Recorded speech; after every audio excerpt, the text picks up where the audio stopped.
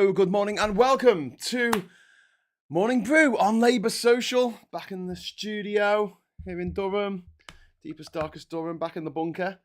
Wearing my hoodie. Wouldn't have been wearing this at the weekend because it was absolutely roasting. But I'm back now. Hope you can all hear me. Hope you can all see me because that generally helps in these kind of things. And today is Wednesday, the 28th of June, 2023. We're almost entirely halfway through the year. And so I'm just pouring myself some tea. I learned a while ago that I shouldn't make tea and then get set up because by the time I start the show, the tea's cold. Okay, so I'm going to just jump straight into the chat and then I'll explain the title of the video in a moment. So we have Peter Carter out there. We've got Johnny Copperhead. We got who was talking about Supertansky. We did a video last night, me and Supertansky, about the attack on her by Brendan Clark Smith. If you'd like to watch that, it's really, really good. I don't really speak much, surprisingly, in the video, but it gives Tan's account of what happened. I mean, you know, getting back from the Glastonbury Music Festival is exhausting at the best of times, and then to come back and to find that you're being attacked publicly by a public figure who is trying to instigate a pile on Twitter because you showed some vulnerability by saying, I wasn't feeling very well at Glastonbury and someone from the Samaritans really helped me out. And I'd like to thank the Samaritans. And Brendan Clark Smith, he came down, he decided to make this into a big thing. And it was horrible. It was absolutely horrible. And kudos for Tam for taking it in her stride and using it in a way for good. First of all, hopefully, you know, this could be just an accelerant for getting rid of Brendan Clark Smith. He's got no chance, I don't think, of winning the next winning at the next election, I should say. And secondly, a lot of money's been raised for the Samaritans. So if you have been moved by that story, I will be putting a link in for the Samaritans into the description. It's just something I should have done last night, but I could. So I just kind of like put it up as quickly as possible and then went to bed. Yeah, if you would like to give to the Samaritans, it'd be really appreciated because they do a lot of good and they're picking up the slack that the government has, you know, from the government, all the government cuts, which over the last 13 years have just mounted and mounted. And now look at us with, you know, our national debt is over 100% of our GDP. When Labour left office, it was around 63%. And now it's over 100. Tories, yeah. Good with money? Yeah. Good with spending it. Good with spending other people's money. Good with borrowing people's money. Good with avoiding tax. But if everyone avoids tax, then society falls apart. So, yes, who else is in here? Vendetta's in there. Got the Great British Video Game. We've got JD. We've got Ghost Pouch. We've got Plum Duff in there. Loads of comments coming in saying morning. Dave Skelly said, morning, was watching the Supertansky interview when you started the show, which just highlights the dickery we have in government right now. Yeah, absolutely, Dave. I mean, they're just... It's embarrassing, you know? It's really amateur. It's really amateur. These people are supposed to be professionals. I was thinking about this the weekend at the Glastonbury Festival. Because there is so much in terms of logistics that go in to putting together 250,000 people in a field in Somerset, with literally thousands of acts on and thousands of performers, and also you've got to take into account accessibility, welfare, hospitality, everything else, getting the artists in and out, and it's a phenomenal feat of logistics. The people who run this country couldn't run a bath, never mind a music festival like that. And I was sitting there thinking, there's so much competence here. Okay, there's things that could be done better, obviously. I mean, next time I wouldn't put a big dance stage literally next to the accessible camping area, so it blasted loud music at the people in the accessible camping area all night. Anyone from Glastonbury watching this, don't do that. Leave it in the southeast corner, all right? But the fact is that the more I think about it, the more I think the people in charge of this country don't know what they're doing. There's no professionalism. They're just literally making it up as they go along. And they're doing things that are costing you and me our livelihoods. So much in tax, they're costing us so much when we talk about the future of this nation.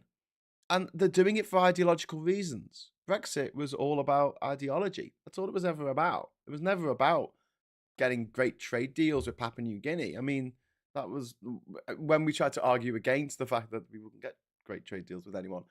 By the way, the EU has just signed a $15 billion trade deal, pound euro trade deal with New Zealand, which I'll be doing a video about, I hope, later today. If we stayed in the EU, we would have got a better deal with New Zealand than we do not being in the EU. Not surprisingly, because obviously you got a bit more muscle when you're in with 27 of your friends, some of which are the wealthiest countries in the world. Anyway, Brexit was ideological, and now what we're seeing with the this horrific immigration policy, in which it's going to cost over £150,000 per immigrant to send them off to Rwanda. I think the price goes up to something like £500,000. And they've already spent millions on this already, over £100 million of our money. And it's ideological. It's cheaper to house them here. It's cheaper to build houses here, put them in houses and give them a job. Let them work. No, we don't want to let them work. Why not? Because they're from other countries. Yeah, but we've got skills shortages at the moment. We could really do with people working in this country, especially in hospitality, as anyone in hospitality will tell you. So, but the thing I'm going to be really covering today is Matt Hancock talking at the COVID inquiry yesterday. So we'll get into that in a moment. Just a few more messages. If you want me to definitely read your message, if you drop in a super chat, then I will definitely read your message. I promise. I'll try and get through a few of them. Hughes says, "Good morning, all. Toxic Tories all round. Is Tan in the Mirror today? The paper edition. I will buy if so. I don't know if she's in the paper edition. I haven't been able to check." Maybe that's something I should do, actually. I don't like it, though, when you go to the newsagents and you go through every page of the newspaper and then put it back. That's the newsagents, not a library. Clark Smith, like Gullis, is a teacher. Trust him with your kids' well-being. Well, yeah, Johnny, he's actually a religious studies teacher, isn't he? Apparently. Oh my God. Labour nationalised the bank. NatWest was majority public owned until earlier this year. It did, Alec. That was in 2008 when we had the credit crisis, when basically untapped greed and untrammeled capitalism was allowed to do what capitalism does best and destroy the market. And that's why we need regulation. What do we want? More regulation. When do we want it now? Because there's a lot of poo in our rivers. Let's put it politely. The best music festival is Hellfest in France. Amazing lineup at the fraction of the cost of Glastonbury. That's from Jan. I've been to Hellfest. Not when Hellfest was on, but I've been there when it's not been on. And they've got a statue of Lemmy, which is the coolest thing I've ever seen. Oh, Lemmy. We miss him. But yeah, it's in Nantes, isn't it? Or near Nantes. Kieran O'Connor said, "I don't think it was about ideology. It was about preservation of elite wealth." Okay, yeah, you could argue that was their ideology. It wasn't about making the country richer, you're right. But I mean, there was an element of tax evasion, or tax avoidance. I don't really know the difference. It's both grossly immoral. Although one's illegal and the other one's not, even though they're both grossly immoral and achieving the same thing, really, if you think about it. I don't want to pay tax. So there you go. But yeah, when it comes to sort of the ideological element of the Rwanda policy, I mean, that is just pure ideology. And it makes no economic sense whatsoever. It's like the death penalty in America. It makes no economic sense whatsoever. It's pure ideology. It costs more to kill someone in America than it does to execute them, I should say. Yeah, killing them, but I mean, not necessarily murdering someone, but state-sanctioned murder. It is murder, isn't it? Let's just call it that. Let's just call a spade a spade. The fact that if you're on death row, and you're probably going to be on death row for like 10 years if you're in like the state of California or something, or one of the states that has the death penalty, it'll cost millions in legal fees. Not you might not pay your lawyer yourself because you're in jail, and the lawyer might not be getting that much money. But you're talking about court time and filing costs and having to pay judges and having to pay someone's getting paid by the taxpayer to argue that this person should be put to death, and someone's arguing that they shouldn't, and those arguments go on for some time, and you know how much legal stuff costs, and that goes to the American taxpayer. That's not being paid by the the prisoner, they're in prison. They can't, if they work in America, they get like, what is it, 1 cent an hour or something. Plumduff, £5 super chat. Thank you so much. Happy birthday to Hairy Mary at the chip shop. Okay. Cheers, Plumduff.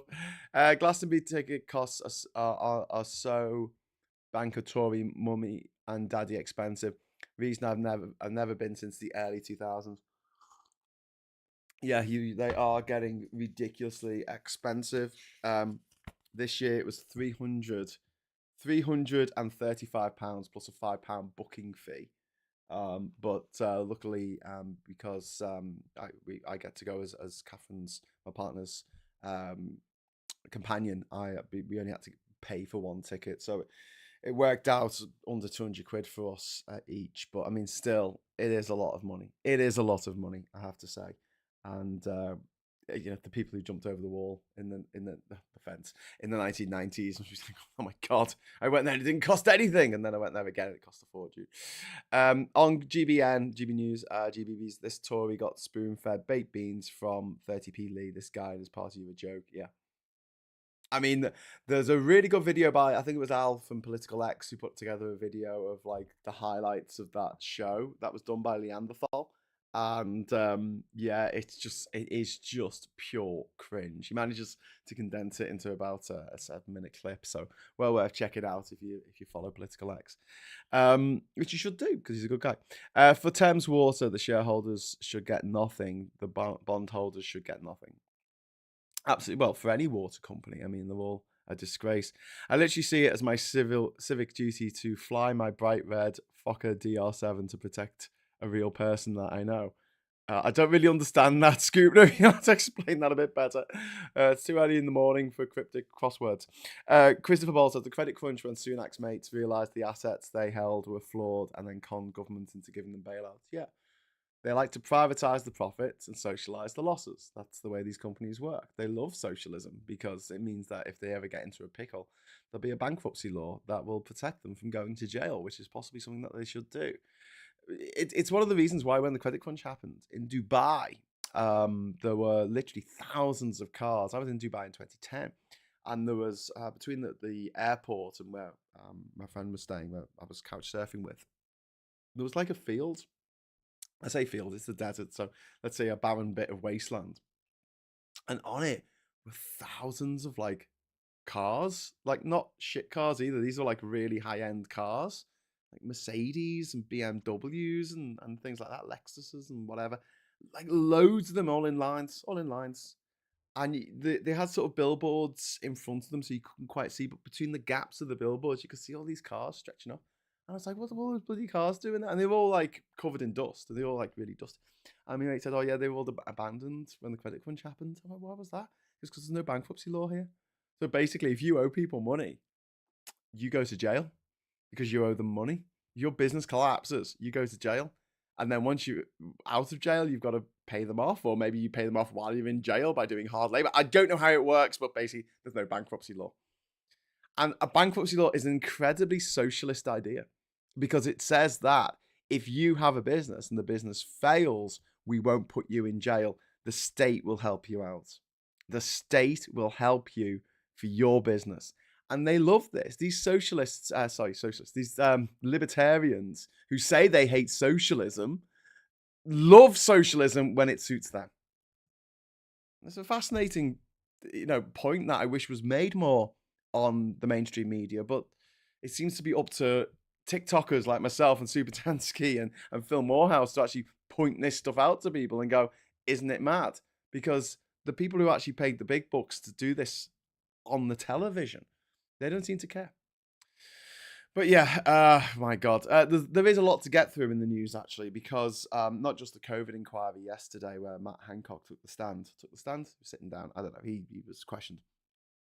Also, there was a Dispatches documentary on Channel 4 about Boris Johnson and his connections to Lord Lebedev, the Lord of Siberia, who is a lord in the House of Lords. He's a legislator for life in this country. For life. You're not, but he is. Why? I don't know. But he's the son of a Russian KGB agent and who bought the Evening Standard back in 2010. And although his son Evanji is down as the person who runs it, it was actually bought by his dad. We had a British newspaper bought by a KGB agent, still operating KGB agent, and the government at the time, Tory government, was like, "Yeah, this is cool. We're happy."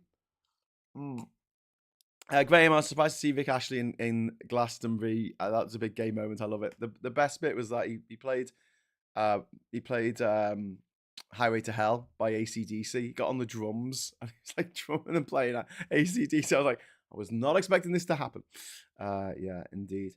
Last time I was at Glastonbury, I was a sound and audio electrician, mainly for the Queens of the Stone Age, telling Josh and Dave Grohl sounds good with my gadget, crowd parts, Avon Magic. That's from Hugh. Fantastic. That's pretty cool.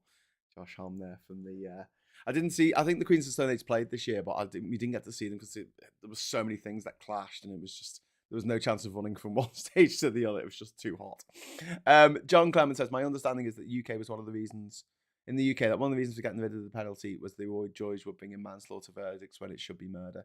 Yeah, John, that's true as well. But also, I mean, if you go down for murder and you're banged to rights, that's the end of it. That's the end of your legal journey, really. I mean, obviously you'll have parole hearings, but they're not anything as expensive as actually going to court and having a case argued on your behalf by the state, by a state-appointed defender against the state-appointed prosecutor. But if you're going to die, if you're on death row, you're going to use every means at your disposal to not, even if you're completely 100% guilty of the crime, you're still going to spend a lot of money in court time fighting to not be put to death. It doesn't make any economic sense at all. And when people try and argue that, but we have to pay for these people to live in the little cages and eat slop every day. Yes, we do, but that works out cheaper. It's a bit like the ideological thing that stops us from dealing with homelessness. It is cheaper a lot cheaper. We're talking like 10 times cheaper, a lot cheaper to house homeless people. That is the cheapest solution, and it will get rid of homelessness tomorrow. But we don't take that option because we want people. Well, I don't, you don't, but the Tories want people on the street as a warning to you and I to keep our heads down and not do anything too crazy and not go out there and cause trouble. Just keep your head down, work till you die, and that'll be good. It's the Tory way. But if you think about how much it costs, and I spoke to someone at Shelter about this, how much it costs to actually look after homeless people in terms of how many times they go to hospital in a year, how much police time that's used up when the police come and you move people on, all that kind of stuff. An average homeless person uses the emergency services something like 4 or 5 times a year, whereas the average person uses them, maybe 4 or 5 times a decade. So it is one of those things where if you do the maths on it, do the hard maths, if you just want to look at it from an economic point of view, you want to give homeless people homes, you want to legalize drugs, you want to bring in UBI, you want to essentially not have a death penalty because it makes more economic sense to do it that way. Forget about the morality for a moment, obviously, but yeah, it doesn't make any moral sense. It doesn't make any economic sense to keep things as they are. Our war on drugs costs about £2 billion a month. A month. That's all the crime. That's all the drug dealers in jail. If we legalize drugs, we could get thousands of non-violent drugs offenders out of jail tomorrow. And that would be a lot less money for the taxpayer to have to pay out. And think about all the court cases that we have. How do we stop this from happening? We legalize it. I know some people go, but they're bad. Yes, they are. But I'm a believer that there's one thing in life that is yours. That is all yours, and that's your body. And if you're a sane adult, I have no problem with you doing stupid things to your own body if that's what you really want to do. As long as you're not coerced into it, and as long as you're not hurting anyone else, go for it. Anything else is nothing short of a nanny state, which is an expression that they like to use a lot, I find. Gary Arnold says, all the homeless hostels closed in my area in 2010. Absolutely disgraceful. Great. Dave Grohl on the Skins and Tins guesting for Queens of the Stone Age in 2002 was mega S hot, outstanding. The performance of Avon on YouTube, billions of views. Hugh, I wasn't there in 2002. Really, I was actually in, where was it at the time? I was in South America. I was backpacking in South America. It was one of the years I've missed. So in the last 26 years, I've been to 15 Glastonburys and missed 6. Yeah, I've missed 2 because I didn't get tickets, and they were the last 2. So that was 2018 and no 20. There wasn't one in 2018, 2019 and 2022. Right. If we legalize drugs, I'd be selling dope every day, 24 all day, 24 hours a day. So no, I don't agree with that. Smelling dope. Oh, sorry, Vendas.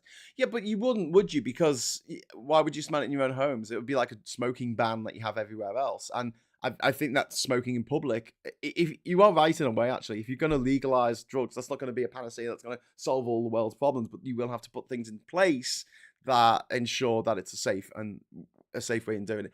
I hate the smell of weed. I absolutely hate it. It brings back very troubling and upsetting memories for me. So I don't like it. I'd never smoked weed myself.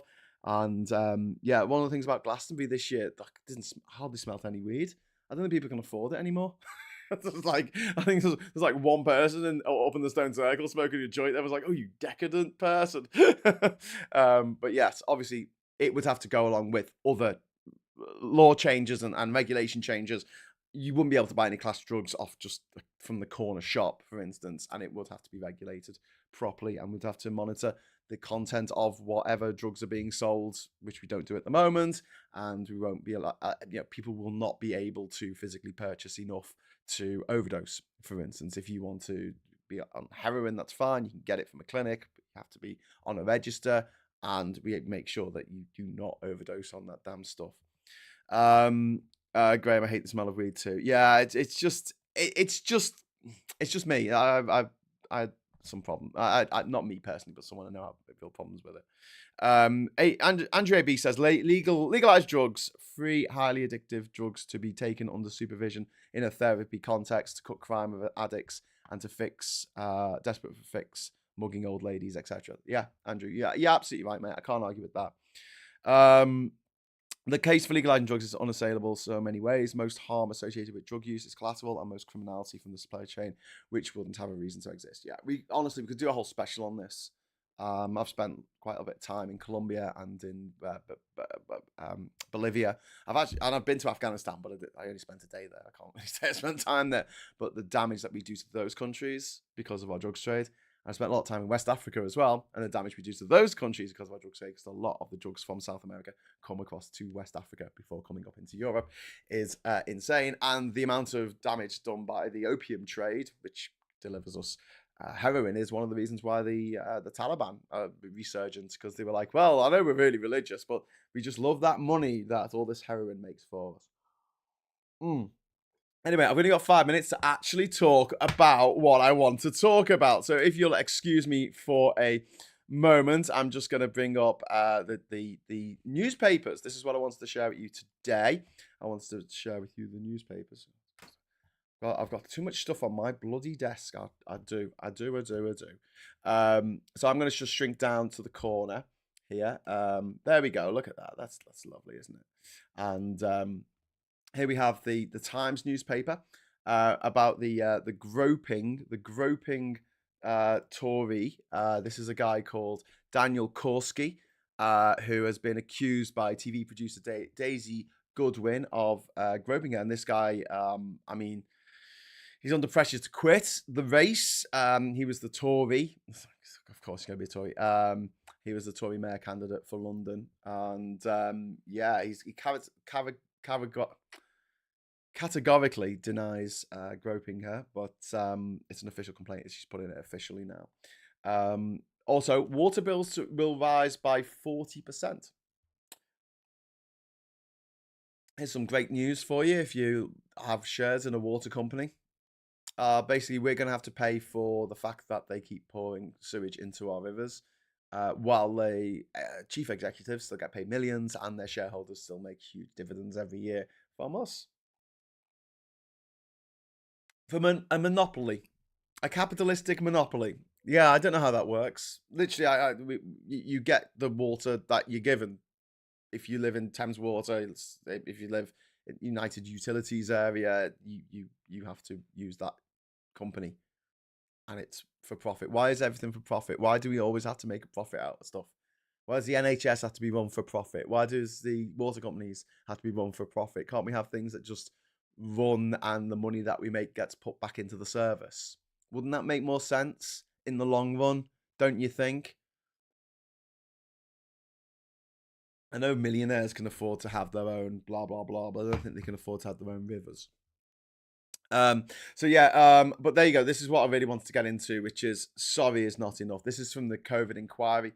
Matt Hancock saying sorry for the lack of preparedness for the COVID catastrophe, which was one of those things where had we not been spending so much time faffing around pretending we were going to have a no deal Brexit for ideological reasons, we would have had more planning for the actual pandemic. The grieving families apparently turned their backs on Hancock as he apologized, and they refused to accept his apology, which is understandable to say the least. Next up, we got the Tory graph with doctors on 100k to walk out over pay. See how they put that into the headline?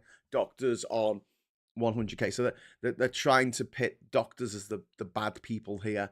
Yeah, it's them and us. Look at them earning so much money. This is the news that consultants have voted to go on strike because they've been getting less and less money every year because their wages haven't gone up in line with inflation. Hey, how about a new rule? How about a new rule that says no matter what, public servants, their wages go up in line with inflation. That's it. Let's keep inflation down, eh? And also the boss of Thames Water, this woman here, she's stepping down. She's I don't think she was in the job for that long, but yeah, she earned loads and loads of money, and now she's stepping down after successfully polluting the Thames and other rivers with human excrement for many years. And the Daily Mail is claiming that Sarah Vine saying that she was groped by Harry Enfield. I don't know if that's true or not, but that's very interesting that should come on, headline news from a columnist in the Mail on the day that, it was yesterday, wasn't it? So that Daniel Korski was accused of groping somebody a decade ago. And yeah, apparently the Tory party's not going to investigate it. She's putting a formal complaint and they're not going to investigate it. It's the latest I've seen. And then 7 days of NHS chaos as senior doctors walk out. Again, this is a Tory newspaper, so obviously not going to be covering the Bunga Bunga story about Boris Johnson going to a sex party in Italy with his mate Ivangi Lebedev. No, we're not gonna cover that. We're just gonna say we're gonna accuse doctors of being the bad guys. And there's a story there about Nicola Bulley who fell into the river near her home, and apparently it was an accident. This is another Tory newspaper, the Express here. I want to be brutally honest with the public. This is Matt Hancock wanting to be. He's a very good actor, Matt Hancock. He gets people to think that he actually cares. He doesn't care. He's a heartless millionaire Tory scumbag. Don't let him fool you. Do not let him fool you. I don't. Honestly, he's one of the people that I really. So I'm just going to slide over. Slide. He's one of the people that I think that just thinks that they can get away with murder and say whatever they like, and no one will care. He was in charge during the pandemic, and the decisions that he made and his party made for ideological reasons resulted in the deaths of tens of thousands of British people. And sorry is not enough. I want him in jail. I want Boris Johnson in jail. I want the entire Tory cabinet in charge during COVID in jail. That's where they belong. The Guardian leads with the story that we haven't even touched on today, which is government advisor condemns UK for failed leadership over net zero, which is the news that basically we were leading the world in terms of fighting the climate catastrophe. The climate catastrophe that it's not coming. It's here. It's here, and we can tell by the way the weather's been going nuts all over the world, and will continue to get more nuts as time goes on. And there's a distinct lack of leadership in the Tory party, and we've slipped down the rankings as a result. And the lack of leadership is mind blowing. It's absolutely mind blowing. And when you say, well, what are you going to do about getting heat pumps put into people's houses? What are you going to do about insulation for the winter? What are you going to do about, I don't know, not giving out any new oil fields licenses to pump out millions and millions and millions of tons, gallons of oil from under the sea? When are you going to stop doing all that? When are you going to stop giving out licenses for new coal mines? A new coal mine that's opening in Cumbria, apparently. And they're like, it's okay. It's just coke for smelting steel. And I'm just like, I'm sure we can look into technology that can melt steel with using stuff that isn't coal. I think we have the wherewithal to do that. I really do. And if we did, as Bowler Hat Man Ollie pointed out the other day on the Labour Social, he said, you know, if we did manage to find a green way of making steel, we would lead the world. But no, we don't want to do that. We're going to reopen a coal mine. Anyway, the exiled boss of Wagner fighters arriving in Belarus. That's the story there on the left of the page. And then Nicola Bulley, obviously, and the senior NHS doctors to strike, which, look, I can't argue with it. These people have been working in the NHS for years. That's why they're senior. And they haven't seen pay increases. Meanwhile, the MPs that get to vote on this kind of thing, they've been getting pay increases in line with inflation since forever.